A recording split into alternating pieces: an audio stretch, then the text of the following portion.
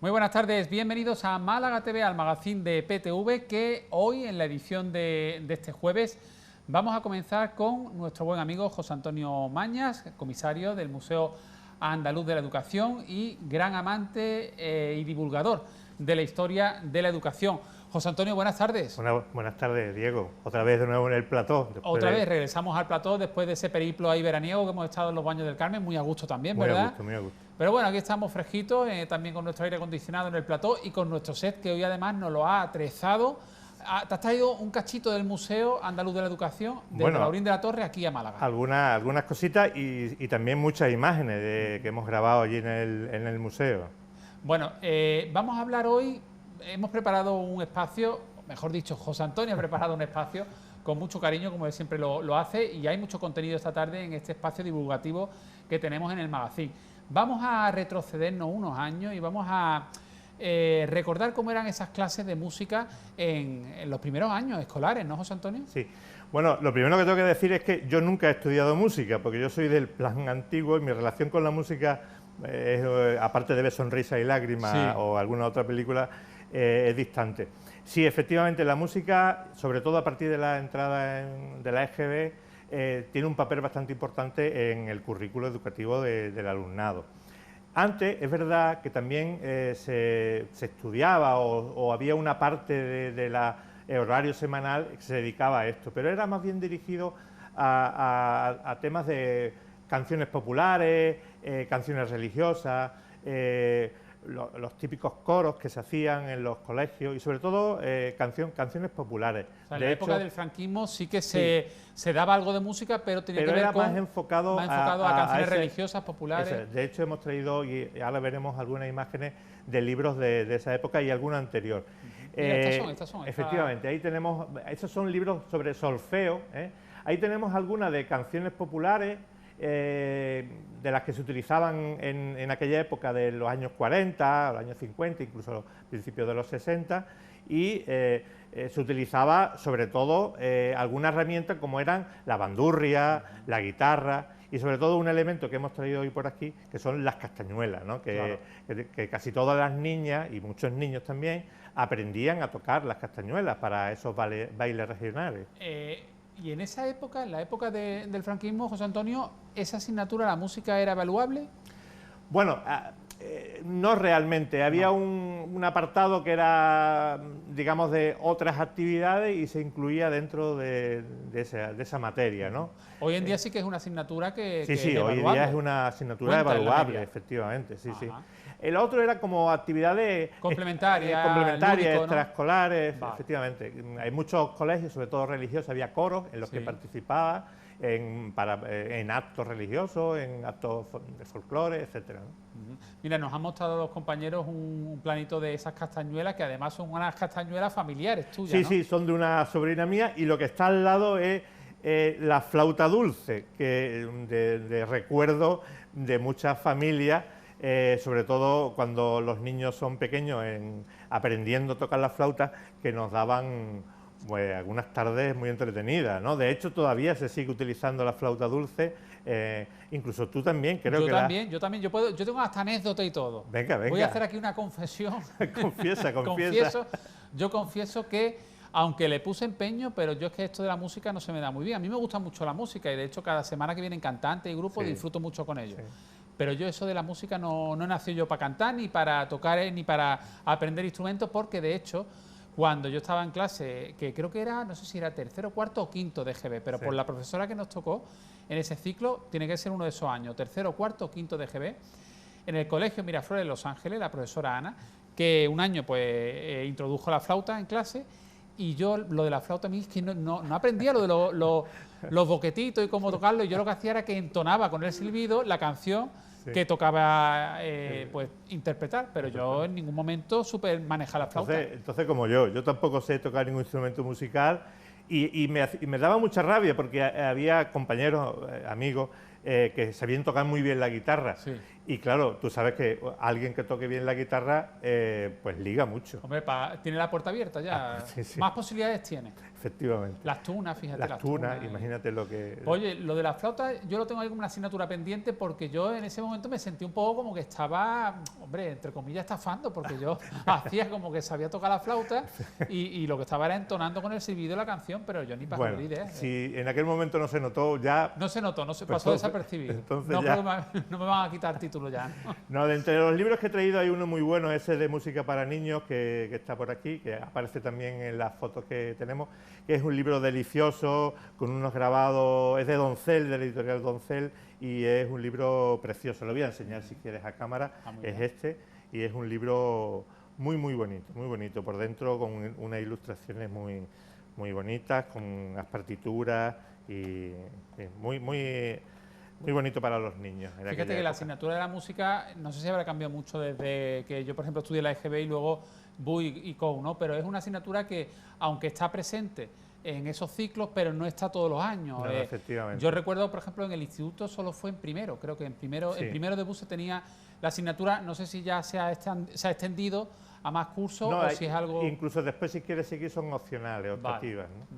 Pero está bien, yo creo que bueno, ¿no? Que por lo menos algún contacto con la música a través de la enseñanza, yo creo que es bueno, porque oye, hombre, también es cultura, desarrolla... Sí, ya aprender a tocar un instrumento otra... Bueno, no, pero el oído musical y la emoción que te da saber tocar un instrumento musical, pues la verdad es que sí. Y saber que es un pentagrama. Exactamente, y saber al menos interpretar una partitura o conocer los símbolos que aparecen en las partituras. Y luego también, por lo menos en el instituto te impartían también un poquito conocimientos de músicos, de la música clásica. Eso era historia de la música. Historia de la música. Sí, eso también era otra asignatura que muchos... ¿Más libros que estamos viendo en torno a este tema? Sí, había eso que se ve ahora son cuadernos de música, porque tenías que escribir a lo mejor algunas anotaciones musicales y aparecían estos cuadernos de música, ¿no? Bueno, existen muchos, ¿no? Y sobre todo ahora, últimamente, en la actualidad, muchos libros de música que tenemos todos, en nuestros hijos, en nuestros nietos. Y aparte de la flauta o, por ejemplo, la zambomba, Bueno, después llegaba Navidad, entonces tenían la zambomba, la pandereta, el triángulo, también tenían los platillos, que se llaman crótalos, que los crótalos. Los platillos, el triángulo, la clave, que eran como esos dos trozos de madera oscura que al chocarlos... bueno, eso, yo tengo algunos amigos que son profesores de música y todo eso, bueno, forma parte del material que se utiliza habitualmente. Bueno, pues después de esta pincelada que hemos puesto musical a nuestro repaso por la historia de la educación, vamos hoy a dedicar también unos minutos a una serie de personajes que fueron los primeros divulgadores científicos que iban incluso de ciudad en ciudad, de pueblo en pueblo, haciendo experimentos, algunos incluso llevados al espectáculo, al show en aquella época, un poco pues para acercar la ciencia, ¿no? Los experimentos de la ciencia al pueblo llano, ¿no? Y esos personajes, esos primeros divulgadores científicos, los situamos en el siglo XVIII. Correcto, sí, la época de la Ilustración. Bueno, yo creo que está íntimamente ligado a lo que es la investigación en la ciencia con la divulgación científica. Se me ha olvidado una cosa. Sí. Teníamos un apunte en torno a la música que nos hemos dejado en el tintero porque nos recomiendas una película. Sí, Los chicos del coro. Esa película es una película francesa que todo el mundo debería de ver. Te comentaba antes fuera de cámara que es una película que emociona mucho. No voy a contarte el final porque te lo destripo, pero es verdad que es una película muy... Hay que ver esa película. Forma parte ya, es un clásico. Es un clásico del cine y habla de la enseñanza en una época, la música en esos chavales. Y cómo la música despierta, ¿no? Despierta a los chicos, de una forma los educa. Es muy bonita esa película. Los chicos del coro, película francesa que recomendamos desde el programa, ya que estamos hablando de la música en la escuela. Y ahora sí, vamos a hablar de esos divulgadores científicos, primeros divulgadores científicos que los ubicamos en el siglo XVIII y finales del siglo XVIII en países como Reino Unido, Francia, España, ¿no? Y Estados Unidos. Como te decía, la divulgación científica tiene que estar unida con la investigación, ¿no? De hecho, hoy día hay gente que se gana la vida con la divulgación científica y hay programas en televisión e incluso hemos hablado alguna vez de algún otro personaje en nuestra televisión histórica, ¿no? Estos personajes aparecen a finales del siglo XVIII donde se producen distintas revoluciones científicas, entre ellos la revolución de la química, el magnetismo, aparecen los primeros experimentos de algunos científicos y sobre todo la electricidad, ¿no? Viajaban de pueblo en pueblo llevando estos experimentos, porque si bien existían ya otros foros, como pueden ser las universidades o las sociedades de amigos del país, y aquí incluso en Málaga tenemos una también muy histórica, también aparecían los salones de los aristócratas y de los nobles, estos también participaban, pero se avanza en esa época, final del siglo XVIII, a los salones, a los cafés, a los teatros de pueblos, y empiezan a asistir personas de distintas clases sociales. Y del primero que nos vas a hablar es un investigador, conferenciante y científico británico del siglo XVIII, finales del siglo XVIII, que además se especializó sobre todo en el tema del estudio de la electricidad, ¿no? Sí, Ebenezer Kingsley. Este hombre nace en el Reino Unido y se va, bueno, no, esta foto es de Westinghouse, me parece. Bueno, quiero decirte que se emigra desde Inglaterra, desde el Reino Unido hasta Norteamérica. Y allí empieza su vida siendo mecánico, siendo maestro y al final coincide, es vecino de Benjamin Franklin. Entonces hacen amistad y a raíz de una conferencia que ven, empiezan a investigar sobre la electricidad, concretamente sobre una cosa que ellos llamaban el fuego eléctrico. Sí. Él era un científico, ese sí. Ese sí. Entonces, él empieza a dar las primeras conferencias sobre electricidad, que en aquel momento se llamaba fuego eléctrico, y causa sensación. Hace experimentos muy famosos como el beso eléctrico, inflamar una copa de coñac con una máquina electrostática y aparte de eso recorre un montón de ciudades y creo que tenemos incluso un cartel de él en la ciudad de Newport donde hacía dos lecturas, dos sesiones con distintos experimentos eléctricos. Y de esas visitas o de ese recorrido, ¿no?, itinerante que hacían esos divulgadores, ¿se hacían eco a la prensa de la época? Sí. Bueno, ellos difundían en los periódicos locales. Anunciaban con tiempo que anunciaban que iban a llegar. Y allí. Se vendían como espectáculo, ¿no? Espectáculo, era un espectáculo. ¿Pagaba la gente por verlo? Sí, pagaba. Sí. No mucho, porque eran espectáculos públicos, no se pagaba mucho, pero sí, efectivamente, era un show para aquella época muy especial, ¿no? Porque había cosas espectaculares, ¿no? Vamos a hablar ahora de otro de estos divulgadores, aunque muchos lo tachan o ha pasado en la historia como un poco charlatán, ¿no? Sí, incluso estafador. Sí, este era Gustavus Caterfelto. Este era prusiano y toda su carrera la desarrolló en Inglaterra. Este era un hombre que mezclaba un poco de todo, era mago, la magia, era prestidigitador, era un poco científico, pero sobre todo era un charlatán. Sí. Entre las cosas que hizo, o que empezaba sus sesiones, cogía un... Caterfelto. Cogía una cosa que se llamaba microscopio solar, que yo recuerdo que me traje uno que tenemos en el museo, uno de los primeros programas, y proyectaba en un en un cristal, agua sucia de los charcos. Y entonces había una epidemia en Londres y decía que eso que se veía con el microscopio solar que proyectaba en la pared, eso era el origen de aquella epidemia. Estaba estafando, lógicamente, ¿no? Eso que decían esos microbios. Ahí ese es el señor. Viajó por casi todo el Reino Unido y estafaba muchísimo.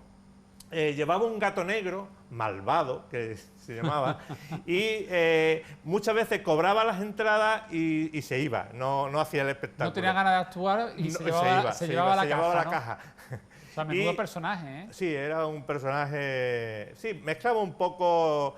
Sobre todo hacía muchas cosas con linternas mágicas, fantasmagoría y efectos de química, explosiones y acabó mal. Eso te iba a decir, que en algún momento le pillarían y le desmontarían su... Sí, acabó mal. Lo mataron, vaya. Lo mataron, sí. Vaya hombre. Sí, a Caterfeld lo liquidaron. Bueno, y ahora vamos a pasar a un francés que recaló aquí en España. Sí, François Bienvenu, en francés. Este era un francés que había estado haciendo un montón de conferencias en París. No tenía título universitario, era autodidacta y había recibido algunos cursos en París.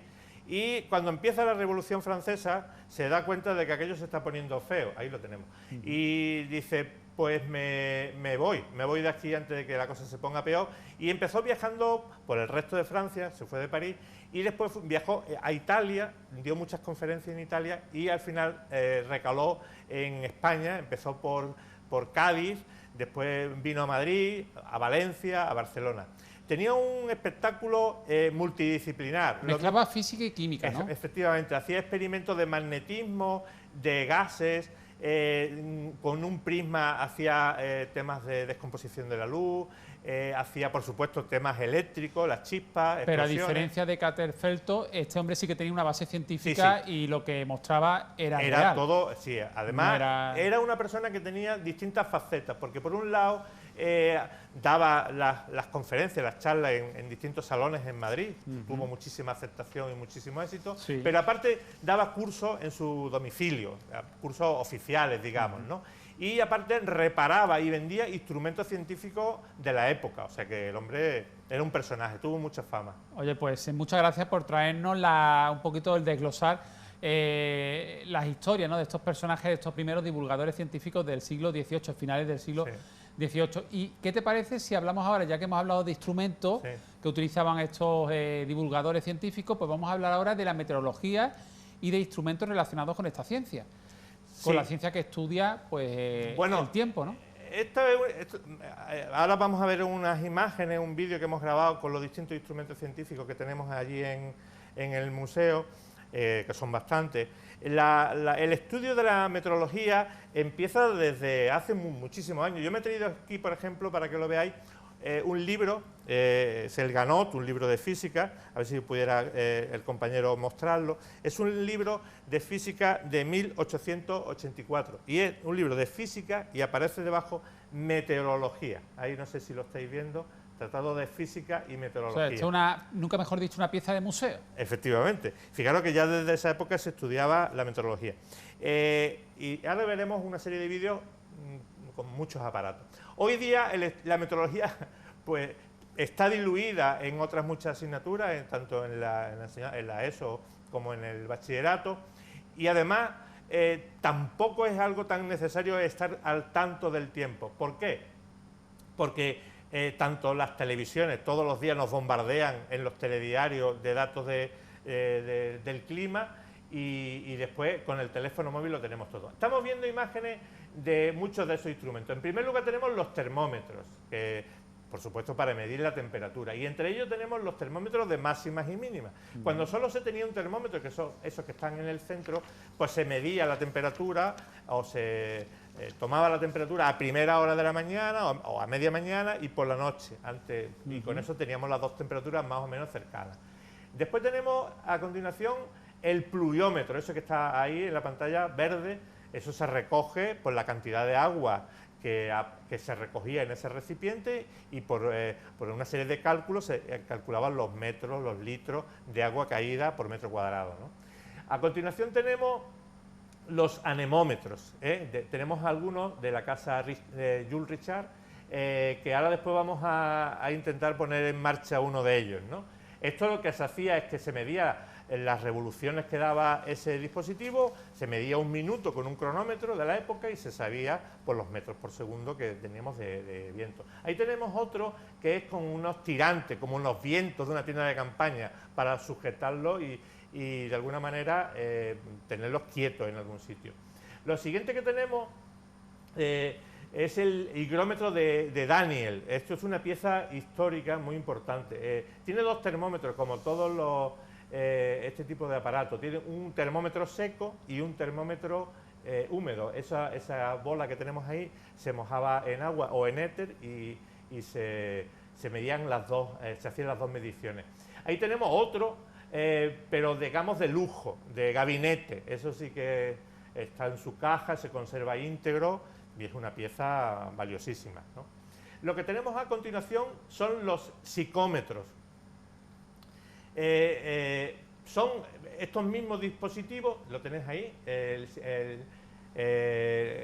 tienen, como hemos dicho, un termómetro con bulbo seco y otro con húmedo, que se ponía con agua, y ahora después diremos cómo funcionan. La diferencia de temperatura entre ellos dos, estos dos termómetros, si la diferencia es muy alta, significa que hay poca humedad. Eso significa, si hay poca humedad, que estábamos en un ambiente de borrasca, ¿eh? Y sin embargo, si la diferencia es muy grande, pues entonces estamos en un anticiclón, buena temperatura. Ahí tenemos otro higrómetro de cabello, de hecho sí, que es un cabello humano, a ser posible de una persona de color rubio, porque por el tema de la dilatación del cabello marca la humedad que hay en el ambiente. Qué curioso, ¿no? O sea, que con un cabello... Cabello humano, de chica. Ese aparato... Sí, eso, el cabello... Logra medir la humedad en función de... Claro, porque el cabello se dilata. Entonces, en función de la dilatación con la humedad, medía la humedad ambiente. De vapor de agua en el ambiente, ¿no? Ahí tenemos otro barómetro. La presión atmosférica, ¿no? Para medir la presión atmosférica. Ahí lo tenemos. Ese es de la Casa Enosa, que alguna vez hemos hablado de ella, que es una casa española, y ahí tenemos algunos muy antiguos, pequeñito este es muy antiguo, y ahí ya tenemos lo que está un poquito más arriba, son los barógrafos, que recogen la diferencia de presión atmosférica mediante una punta llena de tinta que va dejando una marca en un cilindro que va rotando con un reloj, y eso es otro dispositivo que mide temperatura y humedad, y un termógrafo, perdón. José Antonio, todos estos aparatos los tenían los centros de educación secundaria para que los alumnos conocieran... Sí, cuando se estudiaba esta materia. Mira, este último es muy chulo, porque esto es un barómetro de Fortin. Este tiene mercurio dentro, y es de campo, se utilizaba en las exploraciones para saber la presión atmosférica. Ahí lo tienes, Está ahí, te pone y ahí ese recipiente el que se llenaba de mercurio, y fíjate que tiene unas patas que se recogían y se movían, ¿no? Y todo eso que está ahí, al final voy a señalar un dispositivo pequeñito. Ese es una estación meteorológica analógica, que todo eso estaba en ese único dispositivo. Y hoy día ya lo tenemos todo en las estaciones meteorológicas digitales, claro, que tienen sensores digitales, y fíjate que ahí estoy señalando que todo esto está en ese dispositivo que es de la casa Varigo y que es muy conocido y es analógico, y ya hoy día los digitales. Claro. Oye, pues tenemos aquí una serie de dispositivos de estos que hemos visto en las imágenes, que se han grabado allí en el museo, pero nos has traído como 3 o 4, ¿no? Sí. Tres. Vamos a probar el anemómetro, si eres tan amable. Sí, claro. Pues ahora tiene que tu compañera... lo único que tienes que soplar como si fueras el viento, fuerza. Y ahora se verá en el relojito cómo empieza a dar vuelta sopla fuerte, que empieza a girar ahí con ganas. Entonces hay una agujita que está girando ahí en el reloj delantero, ¿no? ¿Se queda fija, no? Bueno, si se para el aire se queda fija. Lógicamente tú vas soplando ahí, eres el viento, el aire en movimiento, y entonces en función de las vueltas que da, eso mide metros. Si yo estuviera con un cronómetro contando 60 segundos, un minuto, ya está que te va a asfixiar. Te voy a quedar aire para nuestro programa. Efectivamente. Entonces, pues mide los metros por segundo que recorre el tema. Y lo otro es un psicómetro de Carraca. Sí. Efectivamente, fíjate, señala primero los dos termómetros que tienes ahí, el termómetro seco y el termómetro húmedo. Este es el seco y este es el húmedo, Al revés, el de arriba es el seco, fíjate que el de abajo tiene como una esponja, eso se humedecía, entonces, para no seco tener... el de arriba, húmedo el de abajo. Efectivamente, entonces el psicómetro, le dábamos vuelta a la carraca para que cogiera aire, es un instrumento de campaña, de campo, y así hacíamos esas dos mediciones que hemos dicho antes. ¿Se comparaban ambos valores? Exactamente. Ajá. Siempre el húmedo da una temperatura inferior al termómetro seco. Qué curioso, ¿eh? Hay que ver lo que aprendemos contigo cada mes cuando viene con estas visitas. Todo esto lo encontramos en ese museo que decimos que es único en Andalucía y que además es de entrada completamente gratuita. Efectivamente, es completamente gratuito. Ya estamos esta semana ya abrimos mañana y tarde. ¿Horario más o menos? Sí, es de 10 a 2 y de 5 a 8. Y además abrimos los sábados también. Ya tenemos visitas también de Málaga, que empiezan a venir bastantes colegios e institutos de Málaga. Y la visita, como tú dices, es totalmente gratuita y os esperamos. Evidentemente, todos los instrumentos, todos los aparatos que no están todos expuestos, porque son muchos. Ya sabes que estamos en el proyecto de ampliar el museo con una nueva sede donde estarán todos estos instrumentos científicos a disposición del público que venga a vernos. Pues allí os emplazamos a los espectadores de PTV, si todavía no lo habéis hecho, que conozcáis este Museo Andaluz de la Educación, único en nuestra comunidad y que tenemos ahí cerquita, en Alhaurín de la Torre, con entrada además completamente gratuita y con cosas súper curiosas como la que nos muestra aquí, por ejemplo, esta tarde José Antonio Maña. Nos vemos más o menos en un mesecillo, ¿vale, José Antonio? Cuando lo queráis vosotros. Muchas gracias. Nos vamos a publicidad y en poquitos minutos estaremos de vuelta con más contenido de esta tarde aquí en Málaga TV, que tenemos además muchas cositas que hemos preparado. Miro la escaleta con vuestro permiso y os digo, por ejemplo, que hoy nos visita el director de actores y profesor de la Escuela de Arte Dramático, Chencho Ortiz, que nos trae pues cosas muy interesantes que contarnos. Tendremos también nuestro debate de qué parte estás y enseguida hablaremos con el escritor Antonio Trujillo, que va a ir en este programa, esta temporada, desmenuzando parte de su libro Asesinos, crímenes que estremecieron a España. Será enseguida después de publicidad. Regresamos de esta pausa publicitaria, seguimos aquí en Málaga TV. Llega el momento de saludar a un amigo de este programa que además esta temporada lo vamos a ver en varias ocasiones. Durante las próximas semanas tendremos oportunidad de charlar con Antonio Trujillo, escritor malagueño. Antonio, ¿qué tal? Muy buenas tardes. Buenas tardes, Diego. También además policía, pero bueno, hoy en calidad de escritor va a ir desmenuzando esta temporada pues parte de ese libro que escribió en su momento de Asesinos, crímenes que estremecieron a nuestro país, a España. Y hoy además vamos a comenzar por Manuel Delgado Villegas, más conocido como El Arropiero, un asesino en serie que desgraciadamente, pues por todo el mal que hizo, pues ha pasado a la historia de la crónica negra de nuestro país. ¿No es así, Antonio? Sí, bueno, quería empezar además con El Arropiero, con Manuel Delgado, porque fue el caso que inspiró además el libro. Como tú dices, causó un daño bastante grande y a la postre pues es el asesino en serie que sepamos más prolífico en la historia de nuestro país. Podría equipararse a un Aníbal Lecter, más o menos, porque estamos hablando de un hombre que se le atribuyen 48 crímenes, aunque solo se pudieron demostrar, creo que 8, ¿no? 7. 7. Concreto.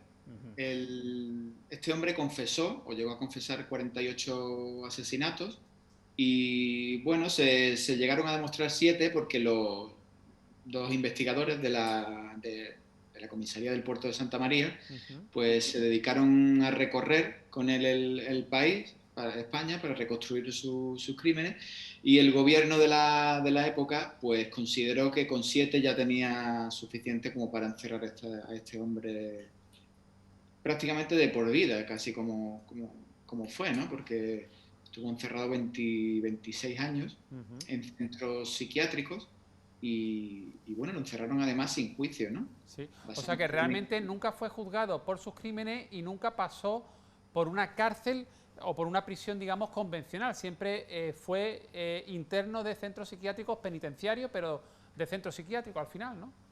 Exacto. Poco después de ser detenido, pues los psiquiatras que lo atendieron hicieron una valoración, un informe, en el que decían pues que este hombre era un peligro para la sociedad, que nunca se iba a poder reinsertar, y lo ponían como el prototipo de de psicópata, ¿no?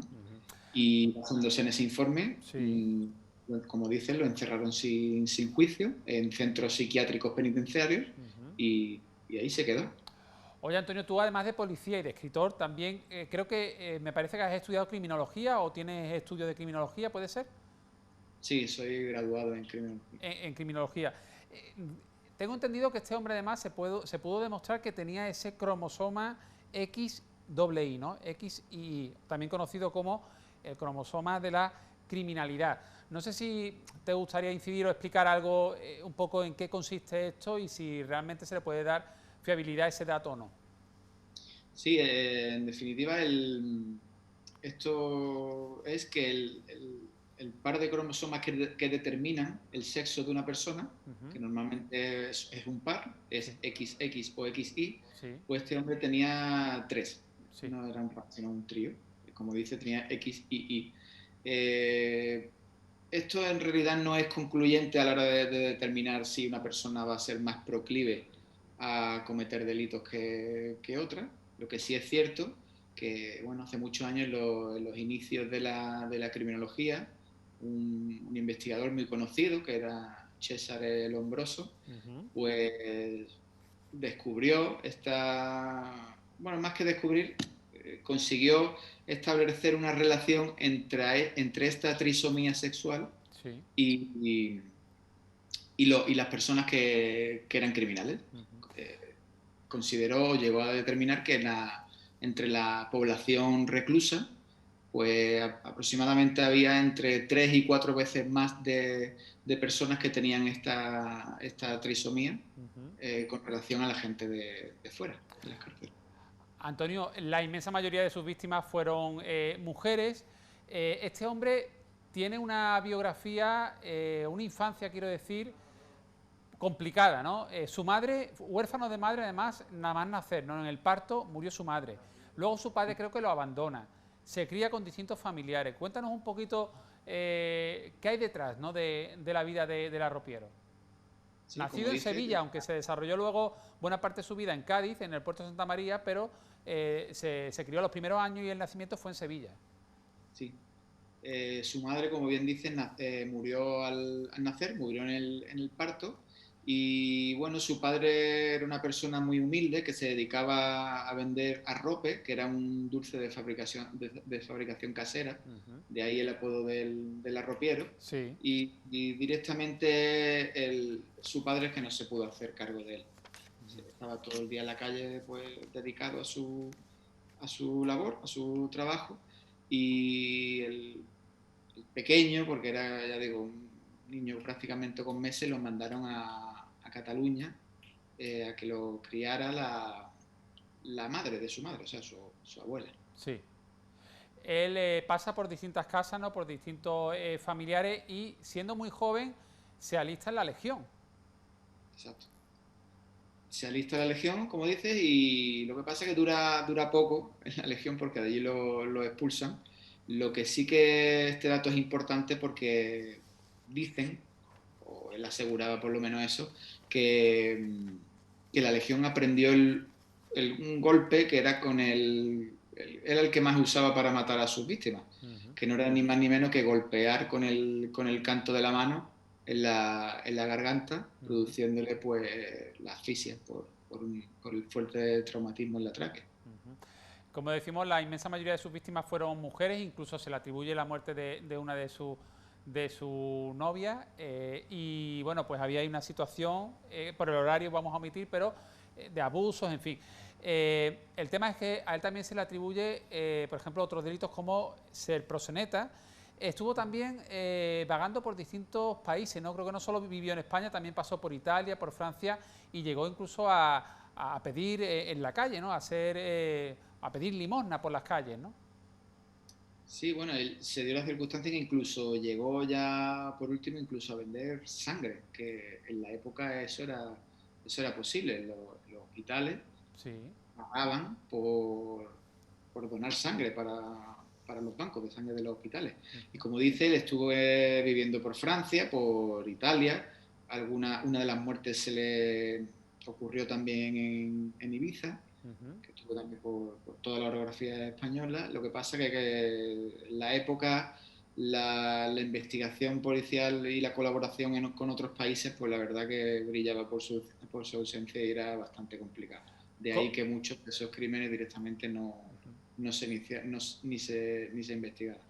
Oye, Antonio, claro, hablamos de otra época, a lo mejor no había tanta coordinación entre cuerpos de policía de distintos países, pero vemos en la imagen del arropiero con ese bigotito, que además hay una curiosidad, y es que uno de sus ídolos era Cantinflas, Mario Moreno Cantinflas, el actor mexicano, y que por eso intentaba de alguna manera emular a su ídolo con ese bigote. No sé si este dato es así o no, pero yo he encontrado esa información. Y luego tenía serios problemas de comunicación. Él era un hombre muy introvertido, aparentemente pacífico, con lo cual la gente le sorprendía, o sea, no desconfiaba a priori de él, muy introvertido, y luego las pocas veces que se comunicaba con mucha dificultad, porque además era tartamudo. Sí, él era seguidor, o por decirlo de alguna manera, admiraba a Cantinflas y el bigotillo era un modo de intentar imitar su aspecto. Y este hombre, pues sí, como dice, lo que hoy pues sería que rayano en la oligofrenia, ¿no? De hecho, hay un caso muy curioso, un momento muy curioso de cuando lo detuvieron, que es que una frase, una palabra que ilustra, creo que a la perfección lo que pensaron los investigadores la primera vez que hablaron con él, ¿no? Por suerte, es una palabra que, bueno, que está ya en desuso porque bueno, se utiliza para insultar, ¿no? Pero en su momento, lo que le dijo un investigador a otro, le dijo: suelta a este tío porque es subnormal, ¿no? Porque lo usaron para describir el que consideraban que no tenía la inteligencia suficiente para matar a nadie y mucho menos pues preparar un crimen, esconder un cuerpo y hacer como para que no pillaran. Tú dirías, después de haber estudiado este personaje y haber escrito bueno, pues parte de tu trabajo de asesino está dedicado al arropiero, ¿tú dirías que dentro de una inteligencia llevado al mal, por supuesto, pero a una inteligencia criminal, pero tú dirías que era más listo de lo que la gente pensaba? Sí, totalmente. De hecho, durante la investigación hubo momentos en que los investigadores se sorprendieron porque a veces lo que veían ante ellos y lo que creían cuando hablaban con él no se correspondía con otras cosas que hacían, ¿no? Como por ejemplo, pues causar lesiones para ocultar su modus operandi, que no pudieran relacionar unos asesinatos con otros. Eso, bueno, que puede parecer que no es muy complicado, pero lo que veían los investigadores de la personalidad del arropiero, pues eso al principio no creían que pudiera ser capaz ni siquiera de eso. Y un criminal tan temido, después de tantos crímenes que se le atribuyen, aunque solo se pudieran demostrar 7, pero causó conmoción en la sociedad de aquella época. La gente, digamos que aceptó el que no pasara por una prisión convencional y bueno, estuvo creo que cerca de 30 años, pero siempre en centros penitenciarios, no cárceles al uso, pero centros penitenciarios psiquiátricos, con lo cual, bueno, dentro de lo que cabe estaba en una situación un poco más favorable que en una cárcel convencional de la época, ¿no? No fue juzgado además por ningún crimen. Sí, sí. Aquí se dan dos circunstancias que hicieron posible eso que hoy en día sería impensable, ¿no? Una es, por un lado, que estamos hablando del año 1971, que fue el año en el que fue detenido, y bueno, estaba, como sabemos, el régimen de Franco, entonces, bueno, tampoco había mucho que decir sobre eso, ¿no? Hacían un poco lo que querían y nada más. Acabó al final su vida con un cáncer de pulmones, ¿no? Por una afección pulmonar, un cáncer que se lo llevó pues porque fumaba mucho también, creo, ¿no? Sí, él desde joven fumaba mucho y no fue cáncer exactamente, la enfermedad concreta es enfermedad pulmonar obstructiva crónica. Sí. Y él, pues bueno, al final se dio la circunstancia de que murió disfrutando de un régimen de semilibertad. Anda. Él estuvo por último en un centro de Badalona, en el que le permitían salir a la calle. Tenía 55 años y aunque, bueno, es una edad en la que normalmente pues cualquiera se puede valer aún por sí mismo, pero él ya estaba muy deteriorado por culpa de eso, ¿no? De esa enfermedad pulmonar que sufría. Murió Entonces, bueno, pues, en el año 98, ¿no? En 1998. esto fue hace 4 días prácticamente. Y consideraron pues que ya no suponía ningún peligro para nadie por el estado en el que se encontraba y, bueno, ya digo, disfrutaba de un estado, de un régimen de semilibertad. Pues Antonio, muchas gracias por esta primera entrega. Nos vemos en 2 semanitas y, si es posible, pues seguro que aquí ya en nuestro plató. Así que un abrazo y muchas gracias por dedicarnos estos minutos al programa. Gracias a ti, Diego. Hasta luego, un abrazo. Antonio Trujillo volverá aquí al programa, ya será aquí en plató, pues en 2 o 3 semanitas lo tendremos aquí de vuelta. Y nosotros ahora nos vamos a publicidad y regresamos con un amigo de esta casa de PTV, con Chencho Ortiz, que viene con cosas interesantes siempre que contarnos. Hasta ahora. Continuamos en Málaga TV y llega el momento, uno de los momentos esperados de la tarde, porque yo tenía ganas de este espacio de la visita de Chencho Ortiz. Chencho, buenas tardes. Buenas tardes, Diego, que ganas tenía de estar aquí ya, Claro desde la feria que no nos vemos. Que no nos vemos desde la feria, desde el año pasado. Y bueno, sí es verdad, desde el año pasado, es cierto. Sin contar la pandemia. Sin contar la pandemia. Pero bueno, estamos aquí con tu visita, que te vamos a ver mucho esta temporada, por aquí por el programa. Y bueno, presentar a nuestros espectadores, para los pocos que nos conocéis, a Chencho Ortiz. Pues él es profesor de arte dramático, director de actores y una persona pues muy conocida en el mundo de la cultura, de la interpretación del arte dramático en Málaga y fuera de Málaga, diría yo también, ¿eh? Pero él nos va a contar esta temporada muchas anécdotas, curiosidades, nos va a hablar de grandes amigos que tiene de la escena, de actores de teatro, de cine, como su gran amigo Antonio Banderas, en fin, de todo eso nos hablará durante los próximos meses, pero esta semana yo quiero que me cuentes un poquito cómo ha sido tu verano, cómo ha sido el verano de Chencho Ortiz. Un verano que, aunque ha sido un verano pandémico, pero has hecho muchas cositas. Por ejemplo, has estado con nuestra amiga en común, Carmen Fernanda, que tengo yo por ahí imágenes de la gala que se hizo y que tú tuviste el placer de presentar, ¿no? Dos galas hemos hecho. 2 galas de la danza que, como los espacios eran muy complicados de alquilar, porque siempre hemos estado en la Escuela de Arte Dramático, pero no se podía. Después, claro, los teatros hay que alquilar a los técnicos, a los realizadores, a los iluminadores. Total, que era imposible poder acceder a un lugar grande. Entonces, la Peña Flamenca de Torremolinos tuvo a bien dejarnos el local. Hicimos la primera gala, fue fantástica, porque era una representación de todas las cosas culturales de este país, no solamente el flamenquito y clásico español. Desde Galicia, País Vasco, había una representación cultural de baile increíble. Además que Carmen todo lo hace con muy buen gusto, ¿eh? Es una profesora que... Carmen y su ya... centro y sus hijas ya. Ya lleva Isa López y Verónica López, que es como mi sobrina. Ya se han hecho cargo... Ya Carmen está un poco más en la retaguardia. En la retaguardia. Pero como es tan nerviosa, pues es una retaguardia, guardia. Oye, y también fue el estreno este verano de Los Chicos de la Banda. Los Chicos de la Banda. Banda. Una obra en la que tú tienes mucho que ver. Además fue la primera comedia musical que se hizo en defensa del colectivo LGTBI. Y entonces, pues con Jaime Darmiñán estuvimos hablando de hacerlo, de volver la escena. Y bueno, nos pusimos a la obra. Y la verdad es que mi participación ha sido la parte última, lo que eran las coreografías, un poco de interpretación y buscar actores. Pero ellos han estado trabajando durante casi todo el año, los sábados, ensayos continuos. Pues precisamente tenemos imágenes de las que se te ve trabajando con los actores de Los Chicos de la Banda, haciendo con ellos esa coreografía, montando esa coreografía. Esto es una de las salas de la Escuela de Arte Dramático de Málaga. Sí, esta es una de mis aulas de trabajo y claro, la gente pensará, bueno, esta coreografía, pero al ser LGTBI... Claro, son 2 chicos y luego 2 chicas. Son 2 chicos y después 2 chicas, que le monté esto un poquito más contemporáneo, pero lo de las 2 chicas es pues resultado de mi estudio de la danza Kalahari de la India y la verdad es que quedó precioso. Y estos niños, ahí donde los ves, es que tengo una escuela que son de primero de musical, que tú los ves bailar y parece que son bailarines profesionales ya. Oye, pues se le ve ya una categoría, un nivelazo importantísimo. Yo te voy a decir aquí, nunca te lo he dicho, pero yo conozco antiguos alumnos que han pasado por la escuela y que le ha dado clase Chencho y todos te tienen, vamos, en un pedestal. Y que no me tengan, sé dónde viven.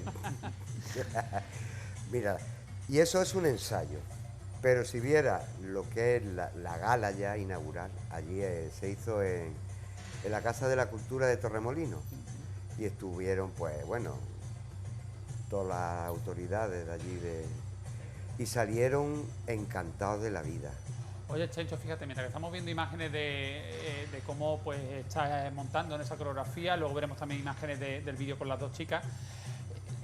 Por tu escuela, bueno, cada año pasan muchos estudiantes, muchos actores y actrices en potencia que quieren formarse y se habla, ¿no?, desde hace bastante tiempo de...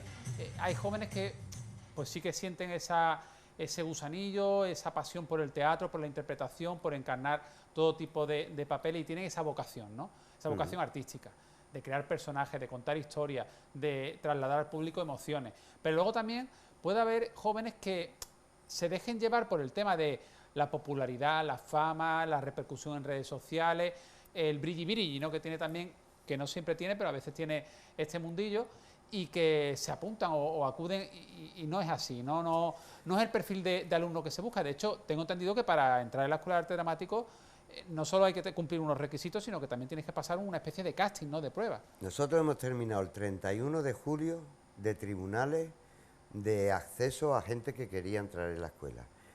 Hemos examinado como unos 380, que parece que no, pero Hombre, eso te lleva casi 15, 20 minutos por alumno. Entonces tienen prueba de cuerpo, que la hago yo por supuesto, y ahí ya examino si hay coordinación, potencia, resistencia, sobre todo capacidad rítmica. Y después tienen interpretación, tienen voz, o sea, tienen que haber estudiado, se hace un texto, un análisis dramatúrgico del texto. Pero Diego, en la tele lo que se vende de cualquier profesión es el top de la profesión. O sea, la gente ve, por ejemplo, en esta casa, ¿no?, vemos a Diego o vemos a cualquiera de los que trabajáis aquí. Hay que ver en la tele, no, pero detrás de Diego, para que Diego esté ahí, hay una cantidad de gente trabajando, tú has tenido que investigar, tú has tenido que indagar, preparar entrevistas, y le pasa en el teatro, pasa lo mismo. La gente que ve de nuestro mundo, la serie, la película, pero después no saben que tienen una cantidad de asignaturas, como mira mis niñas aquí, que tienen que tener un trabajo exhaustivo de cuerpo, que son 3 horas seguidas de calentamiento, de ejercicio de segmentación, de paso de energía, de intensidad de la calidad del movimiento, o sea que esto no viene dado, ay mira qué bien bailan, ¿no? Para llegar a bailar ahí hay que tener mucha disciplina, mucho esfuerzo, mucho trabajo, mucha vocación, y yo incluso creo que se nace para ciertas profesiones. fíjate, yo estoy de acuerdo contigo. Yo creo que eso viene de alguna manera predestinado en la vida de cada uno. Si no, no aguanta. Sí. Si tú quieres ser famoso, lo que es tener la popularidad, el éxito, el reconocimiento popular, de que te vean por la calle, no, hijo, no. Eso, hay otras vías para poder conseguirlo, mejores o peores, pero hay otras vías. Pero no es el camino el estudiar ser actor, es para ser actor. Mira, o para ser actriz, no para ser famoso. Tengo un chavalillo que es mi ahijado, Juan Acedo, 18 años, ha estado haciendo primero conmigo, tiene tanta vocación, tanta ilusión, se presenta a un casting, ha estado en Madrid y ahora se estrena una película, es de protagonista viejo. Tenían que, porque hay lucha escénica y cosas, tenía que montar una moto, no tiene ni carnet. Y dijo, no, yo quiero aprender aquí la película y hacer la escena yo. Que otro dice, no, yo me cuido, vaya que pegue un leñazo. Sí. O sea que nuestra profesión es una entrega total, tanto física como psíquicamente. Vamos a hablar también de Una isla en el desierto, que es un documental que se presentó en el Festival de Málaga, dirigida por Rafa Tal. Habla de ese Torremolinos, de aquella época, ese Torremolinos que era como pues un oasis, ¿no?, en medio de una situación pues especialmente no de libertad, ¿no?, y Torremolinos pues estaba ahí un poco despuntando, ¿no?, en una España en la que todavía pues había muchas restricciones y había mucha censura. y ahí pues salen una serie de personalidades hablando, entre ellas Chencho Ortiz. Yo sé que estás muy contento de tu participación, ¿no? Ahí en ese Ahí documental. estoy en mi casa, le hicimos la entrevista allí. Esta de aquí abajo mi abuela, Ángeles Rubí Argüelles. Y a la izquierda, Y a creo la que estás izquierda estoy con mi primo Antonio Bandera. con Antonio Banderas. En el Teatro Romano, sería los años 80 o por ahí. Eso es el teatro grecolatino, ¿no? Eso es el Festival de Teatro Grecolatino que hacía ahora todos los veranos, hacíamos una comedia y una tragedia, íbamos alternando y era una época súper divertida. Y esto de la isla de Torremolinos, o sea, la isla en el desierto, pues te cuento un poco cómo empezó a nacer Torremolinos, cuando se hizo ya el Pez Espada, cuando empezaron a venir, y la verdad es que hubo mucha mano abierta. Y mi El abuela, pasaje Begoña, que ahora se habla tanto de... mi abuela tenía el Hotel Montemar, y yo lo cuento ahí en el documental. Allí venían actores de Hollywood y se operaban, y no lo sabía nadie. No voy a decir el nombre, pero ¿te acuerdas de cierta película de Guante Negro, una rubia Claro, maravillosa? hombre. Pues allí le hicieron el flequillo, le pusieron la primera operación de silicona, le pusieron pecho. Anda, ¿Mm? fíjate. Exclusiva mundial Exclusiva en aquí en PTV. PTV. Una estrella del cine dorado de Hollywood pasó y se operó por Torremolinos. Por allí pasaba en Torremolinos, mucho. ¿sí?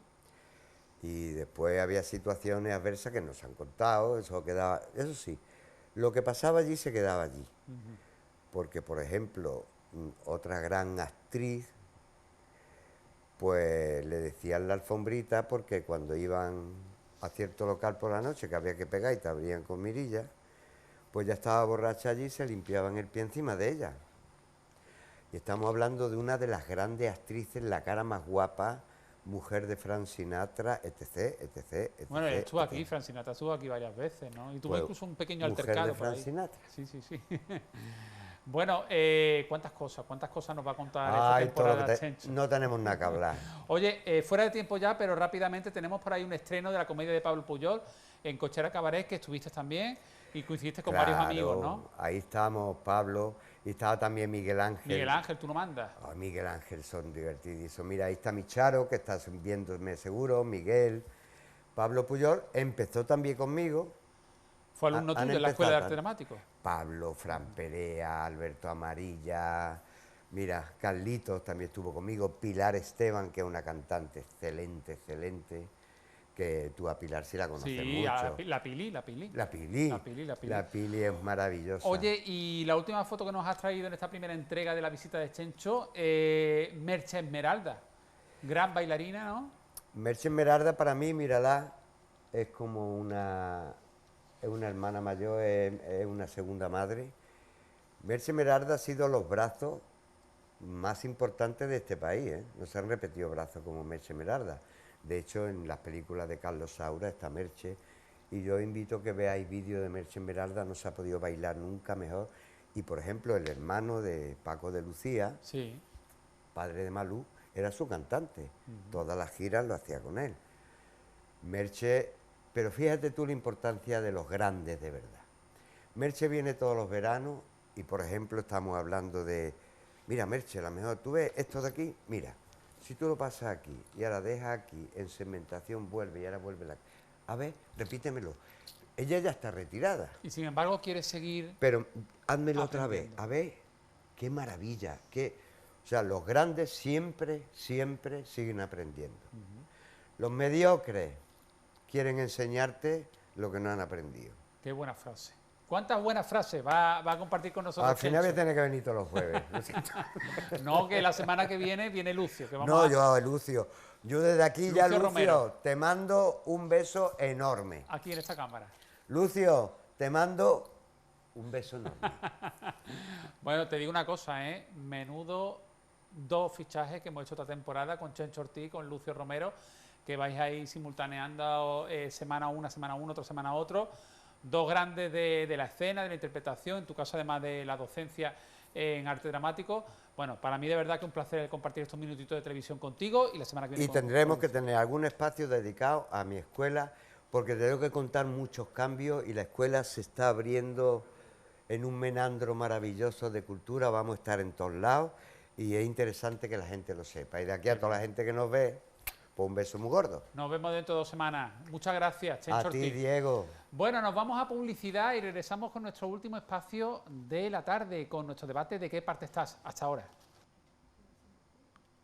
Continuamos en Málaga TV, nos quedan como unos 22-23 minutitos de programa, así que vamos a aprovechar al máximo este tiempo para hablar, para debatir sobre la actualidad de los últimos días con nuestros amigos colaboradores. José Antonio Pérez. Buenas tardes, José Antonio. Buenas tardes, Diego. Y Encantado de estar por damos aquí. también la bienvenida a Asun Vives. Asun, buenas tardes. Buenas tardes, Diego. Bienvenida. Bueno, por fin, después de varios días de espera, se ha conseguido controlar el incendio de Sierra Bermeja. Siguen efectivos, en torno a unos 70 efectivos, trabajando sobre la zona, y ahora es momento pues de valorar lo sucedido, la catástrofe que ha acontecido, ¿no?, en ese entorno tan importante a nivel botánico, a nivel de naturaleza, los daños materiales también, los animales que se habrán visto, por desgracia, también afectados, y ver si esto se puede evitar en el futuro, ¿no?, porque estamos hablando de en torno a 10.000 hectáreas las que ha arrasado el fuego, un fuego que, por otro lado, todo apunta a que ha sido intencionado, y hoy, además, en declaraciones que ha realizado el presidente de la Junta, Moreno Bonilla, dice que todo apunta a que el artífice o los artífices de este incendio, que saben muy bien lo que han hecho y que lo han hecho de una manera, entre comillas, inteligente, es decir, que no es algo en plan uno que quiere quemar, no es un pirómano, no, es algo premeditado y probablemente con una intencionalidad. En fin. Más allá de que... Hay que esperar las conclusiones de la investigación, hay que ser prudente. En este tipo de incendios, de catástrofes, siempre me es difícil saber, intentar intuir cuáles son las causas últimas, o sea, qué motivación económica hay detrás de un incendio de esas características, porque ahí parece que nadie sale beneficiado. Lo que sí empecé a escuchar enseguida y me dio cierta rabia es volver a escuchar los mismos mantras que incluso en esta casa y desde esta silla o el señor que había antes, hay que repoblar las zonas rurales, Entonces, vamos a ver, llevamos 40 años haciendo la vida imposible a agricultores y ganaderos. ¿O es que detrás del despoblamiento rural está porque le hemos puesto las cosas muy fáciles? No. Lo hemos machacado a impuestos, lo hemos machacado a permisos, a burocracia. Hoy en día tener media docena de cabras parece que estás teniendo, no sé, como una gran industria, la cantidad de permisos y solicitudes que hacen falta. Entonces, vamos a ponerle las cosas fáciles a los que ya vivían y sus mayores ya vivían en ese medio ambiente. Y tan solo la agricultura y la ganadería está demostrado, sobre todo en Europa, que es un paisaje que no es natural desde hace miles de años, que son tierras que se están cultivando y explotando desde hace miles de años, no lo olvidemos.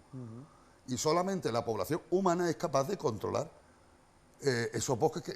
Cuando veíamos los incendios nos dábamos cuenta que las fotos anteriores, veíamos unos bosques verdes muy bonitos. Esos bosques tan espesos no son del uso natural, de la costumbre que tenemos del cuidado de los montes en Andalucía. Esos bosques tan espesos ocurren por el abandono de las zonas rurales, porque no se cuidan los montes, porque no hay ganadería que coman ese matorral. Tiene que haber también más cortafuegos, probablemente. Entonces, son unos bosques, unos parques naturales preciosos para sacar fotos para el Instagram, claro, pero no para hacer fácil la vida a las personas. Un apunte y damos la palabra a Asun. Podemos ha pedido en el Congreso va a pedir en el Congreso que se prohíba construir en los terrenos incendiados. Esto es un tema, desde luego, que a colación de lo sucedido en Sierra Bermeja, me parece muy interesante la propuesta, porque en el año 2015 fue el gobierno de Mariano Rajoy el que levantó ese veto de recalificación de terreno calcinado o abrasado por el fuego, pues ese veto de urbanizable, ¿no?, de que se pudiera ahí edificar o construir. Algo que yo, desde luego, sinceramente, no sé vosotros, yo no entiendo por qué en 2015 se levantó ese veto que en su momento se estableció para precisamente, por lo menos, que desapareciera una de las motivaciones que pueda haber detrás de fuegos en masa arbórea, ¿no?, en zonas forestales, el que se pueda, pues una vez quemada una zona, construir. Ahora mismo, hoy por hoy, puede ser recalificable un terreno que haya sido incendiado, a pesar de que en el pasado haya tenido arboleda y haya sido una zona pues de alto valor ecológico. Pero, Diego, yo soy de la opinión que alguien venga a enriquecerse por culpa de una desgracia, en mi honesta opinión, yo no estoy de acuerdo. Es más, es la primera vez que estoy de acuerdo, con Podemos. Con unir. Historia. Esto es inaudito. Grábame. Y sin que sirva de precedente, ¿no? Ahí estamos, pero la primera vez, y creo que única, bueno, nunca se puede decir de este agua yo no voy a beber, que Sí. estoy de acuerdo con Es que Unidas choca, verdad, Podemos. que se levantara ese veto porque, bueno, de alguna manera, por lo menos hacía desaparecer esa motivación, ¿no? Esa intención de voy a quemar esto para ver si dentro de 5 o 10 años pues puedo construir ahí. O puedo vender esos terrenos, o puedo... Ay, por cierto, mandarle la enhorabuena a los bomberos, a la UME, que la incorporaron después. Sí. Y nada, nuestro más sentido pésame al bombero muerto Carlos, ¿no? El almeriense, en el bombero acto almeriense. de servicio. Qué pena, ¿no? Fíjate que un hombre tan joven, 44 años, con 2 hijos, dos niñas, ¿no? Me Dos parece 9 y niñas. 6 años, pues ha jugado la vida y le ha costado la vida, ¿no? El incendio de Sierra Bermeja, un incendio que todo apunta, como decimos, que ha sido provocado. Bien. Y me gustaría que pesara cuando descubran a los que han provocado Hombre, el incendio, que sume. que esa muerte que sume, que pese Sí. sobre su condena. Han cogido a un pirómano, ¿no? O ayer lo vi en las noticias o No. todavía nadie, ¿no? No tengo yo oído No, nada no. así, ¿Nada? certero, no, No. que yo Vale, sepa, pues no. entonces, perdón. Bueno, no pasa nada. Vamos a pasar ahora a otro tema y vamos a hablar de las eléctricas y de todo lo que está moviendo estas subidas y, bueno, sobre todo subidas más que bajadas del precio de la luz, ¿no? Nos tienen ya, vamos, que es que da miedo poner una lavadora, un lavavajillas, el aire acondicionado con esta alta temperatura. Hoy ha vuelto otra vez el calor a Málaga, hoy hace bastante calor aquí en Málaga. Y realmente no se puede vivir con la presión de que hoy la luz es más cara, hoy la luz es más barata, hoy es de lunes a viernes, el fin de semana nos podemos relajar un poquito, ¿no? Bueno, el gobierno ha adelantado una serie de medidas con las que el gobierno asegura que va a conseguir bajar el recibo de la luz en torno a un 22%, entre un 20 y un 30%. Bueno, ojalá que surta efecto, pero las eléctricas ya, muchas de ellas se han puesto en pie de guerra, ¿no? Y han dicho que esas medidas que no están de acuerdo. Entre otras medidas, pues incluye, por ejemplo, el Ejecutivo, pues la protección a las familias vulnerables en caso de impago, que se amplía de 4 a 10 meses. Las grandes eléctricas estarán obligadas a vender parte de la energía en subasta al margen del mercado mayorista. Luego también se recorta el beneficio del gas. En fin, una serie de medidas que van persiguiendo el que el recibo de la luz no sea tan caro, no tan costoso. José Antonio. Bueno, alguna medida, incluso solamente nombrarla, ya es peligrosa en sí. Endesa no deja de bajar en bolsa en los últimos días. Los inversores se están retirando. Sí. Cuando las grandes compañías eléctricas, no solamente eléctricas, gasistas y petroleras, empiecen a tener inseguridad sobre el mercado español, me parece a mí que vamos a pagar la luz muchísimo más cara. Y el gas y la gasolina. Nada más que os recuerdo una cosa, el tope máximo del precio del kilovatio lo puso Europa. Y todavía no hemos llegado al máximo. El máximo no son 180 ni 200 euros el kilovatio, el megavatio. Sí. No, el precio máximo son 3.000. Hasta que lleguemos a 3.000... Hay margen de subida todavía. Hay margen de subida hasta 3.000 euros el megavatio. Entonces, que estemos tranquilos, que se puede estropear todo aún más. Y yo pero el gobierno tiene una responsabilidad también ahí, ¿no? La responsabilidad toda, para empezar, Toda. libertad de empresa. En España no existe en el sector energético, ninguna. A pesar de que hay distintas empresas, todas se ponen de acuerdo. Hombre, al final, ¿no? si todas están los consejos de administración, eso era como el rescate de la banca. El rescate de la banca fue pública. En España no había banca pública. Ah, no. Todas las cajas de ahorro, los consejos de administración, PPP, son sindicatos. Las eléctricas son iguales. Son empresas paraestatales. Mira, yo veo por aquí a nuestra amiga Asun que trae la factura de su luz. Y es que me he Ha hecho... hecho los deberes. Sí, ha he hecho hecho los deberes hoy, sí. Omitimos marca, ¿vale? Omitimos empresa, pero nada. damos tus datos, tus recibos, No, tu tarifa. sí. ¿Es No, gastosa Asun? ¿Gasta mucha luz o no? no, que va, nada. Yo cuando vengo, que me hago Ella se pone 5 minutitos el ventilador y lo apaga para refrescar un el poquito. aire acondicionado. El aire acondicionado el aire. y se escucha una voz en off en mi casa. Apágalo ya. ¡Apaga el aire! Saludamos desde aquí a esa voz que nos ve, con mucho cariño te saludamos. No, que yo para entender lo que está pasando y lo que es la factura de la luz, me tuve que hacer, Diego, 20 croquis, 7 carreras universitarias, porque aquí los españoles lo que vemos es que estamos pagando un 188, que es lo que nosotros entendemos. ¿eh?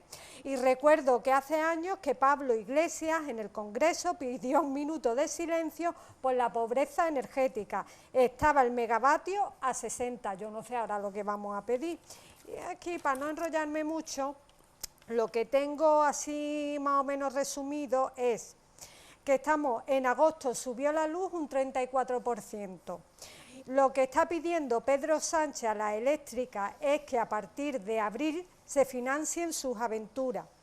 Sánchez le quita 2.600 millones de euros, pero luego en abril esos millones van a ir a nuestros recibos. Veremos qué inventan en estos 6 meses. Y todo viene a través de la subida del gas internacional. Y en octubre viene una revisión de facturas que, como se dice en Málaga, nos vamos a quedar sin pluma y cacareando. Ahí lo dejo. No quiero... Que me veo viviendo en Francia, que los tienen al megavatio a 80. Bueno, ya está, un si poquito... no vengo al programa, estoy arriba. Está mudado a Francia. Nos vemos por Skype. Nos vemos por Skype, hacemos Es el para programa por que Skype. más o menos lo sepáis. Bueno, la verdad que es un tema que yo creo que a mí lo que, fíjate, la verdad, yo vi que quedó un poquillo mal el gobierno, no sé cómo lo veis vosotros, cuando echó la pelota de alguna manera a Europa, ¿no? Dijo, bueno, es que... Y Europa le contestó y le dijo, vamos a ver, es que cada gobierno y cada país tenéis competencia para poder aplicar medidas y esto la Unión Europea no se va a pronunciar, que cada país, cada gobierno resuelva la papeleta, no os quitéis el bulto echándonoslo arriba, ¿no? La Unión Europea, cada país es autónomo y cada país en ese sentido puede aplicar X medidas para rebajar el precio de la mensualidad de la luz de las familias españolas, pero en fin. Y aquí influye todo, perdón. De todas formas, oye, aplaudir las medidas que el gobierno ha iniciado, ojalá surtan efectos y ojalá que también se le ponga freno a esto, porque pero al final viene a ser la luz, todo, si sube la luz, sube todo. Viene a ser todo la misma cesta. Que el problema es el mismo que ha ocurrido, bueno, lo que ocurre en el campo que hemos hablado antes. Sí. Si tú a los agricultores los machacas impuestos y después les das una subvención, pues macho, no estás haciendo nada. Estás haciendo un pan con unas tortas. Con la electricidad pasa igual. Si me hinchas a impuestos y ahora me das una ayuda para que pague la luz, pues no me machaques impuestos y no me des una ayuda. Y nos ahorramos toda la burocracia y todo el papeleo que hay en medio. Burocracia, y aparte que ese dinero va a salir de las arcas también. Va a salir de la misma arca, de la nuestra. De otro lado tienes que quitar Siempre ese lo vamos dinero. a pagar nosotros. Bueno, oye, os voy a plantear un tema con la vacunación, ¿no? Fijaros que España ahora mismo está en una posición, a nivel mundial, una posición muy favorable en cuanto al plan de vacunación. Desde aquí yo creo que hay que reconocer la labor que se ha hecho desde el Gobierno y desde las comunidades autónomas, porque hablamos ya del 75% de la población vacunada, frente a otros países de nuestro entorno más próximo que están en torno al 60 o 65%. Reino Unido, Francia, solo nos supera Portugal, que ya está en torno al 80%. Pero en cuanto a la tercera dosis, sí que hay ahí una disparidad de criterio y no hay un criterio común, ¿no? Tengo yo aquí la información y la doy rápidamente en cuanto a la tercera dosis, ¿no? A ver, está aquí. En Estados Unidos la tercera dosis se va a poner a inmunodeprimidos. Y luego en Francia, Uruguay o Chile, por poner país europeo, otro de América y 2 de América Latina, a mayores de 65 años en general. A toda la población la tercera dosis en Rusia, Canadá o Hungría. Y aquí en España primero se dijo solo a los inmunodeprimidos y ahora se está diciendo que inmunodeprimidos, es decir, personas que hayan pasado por algún trasplante, tratamiento oncológico, y mayores que vivan en residencia. Los mayores que vivan en su casa, que no viven en geriátricos o en residencia, en principio no se les va a suministrar esa tercera dosis. ¿Cómo veis vosotros esto? ¿Veis que sería oportuno ampliar el rango de población a vacunar con esa tercera dosis en España, como está ocurriendo o como va a ocurrir, por ejemplo, en Canadá, en Rusia, en Hungría? No sé, yo siempre he dicho que hablar de vacuna y de salud es un tema que me da mucho miedo, porque no es lo mismo que hablar de incendios, que ahí me he hecho el ruedo, o hablar del recibo de la luz, me he hecho el ruedo, no importa. Pero la salud es un tema muy delicado y sobre todo se pueden crear informaciones erróneas, puede llevar a error.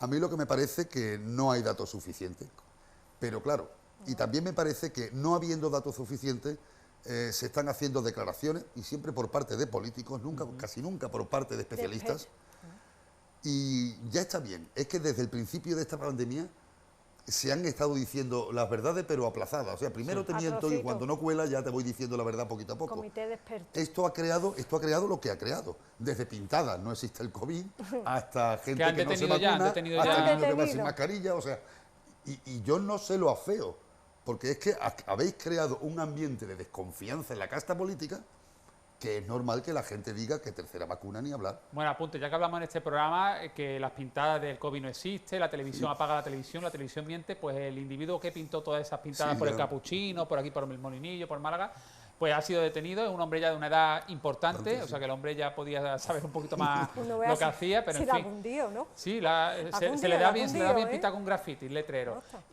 Pero ha hecho un daño importante, en torno a, creo que 50, no sé si 40 o 50.000 euros, va a costar limpiar toda esa, porque es que ha pintado media ciudad, vamos.